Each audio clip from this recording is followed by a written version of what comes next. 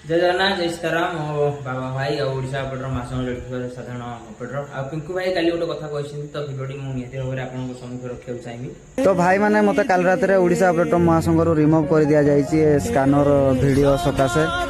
तो मु बाबा भाई को क्षमा मागुची भाई मो द्वारा जदि किसी भूल है भाई तुम्हें जहाँ कह मो ये जो भूल रो प्रायश्चित मु करने तैयार अच्छी। आउ जदि मु एते बड़ भूल कर देछि आ मते टोटल ग्रुप रो जदि मते रिमूव कर दिया जिवो ताले भाई मु आ कोन बा करि परिबी।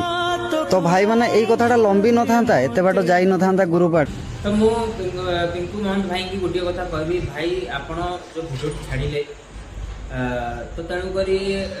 स्कानर पकईकी तो सेटा आपनकर आपण चिंता करिया दरकार। आपण ऑपरेटर महासंघर कोन रूल्स रेगुलेशन कोन अछि एटा मोड को अधिक आपण जानिसंती तो आपण एबडी भूल काहे कले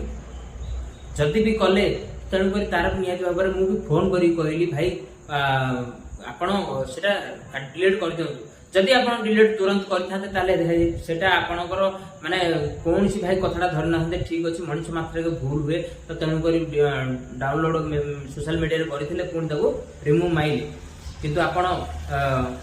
पूरा ये रहिले पूरा कहले कि ना मु डिलीट करिबी नाही कि आपण कलेनी भी मध्य मते फोन रे कहले कहले डिलीट कर दे कहले आपण कलेनी मध्य पुणी सोशल मीडिया रे पकेले कोन ना मु जो वीडियो छाड़ी से वीडियोटा जे परंत मते तुमको न मिलिची आ से पर्यंत तमे से वीडियो डिलीट मारिबनी। आपण टोटल गोटे माइंड रे सेटअप करनेले जे जोटा आपण ठानछन सेटा करबेटा ही करिवे। आ वर्तमान जतले आपण मु आपण को बुझेई सब गली तो आपण मो कथा सुनलेनी उल्टी मो ऊपर वीडियो पकाइले लास्ट को आपण कौन कहछिन मो हाथ रे कोन कथा आइछिन कोन नै तो मु पकाय बाध्य होई। आपण निजे शिउली ऊपर गोड़ थोई कहले जे मो गोड़ फसी गला भाई कोन करबा आ आपण जो भूल माइछिन भाई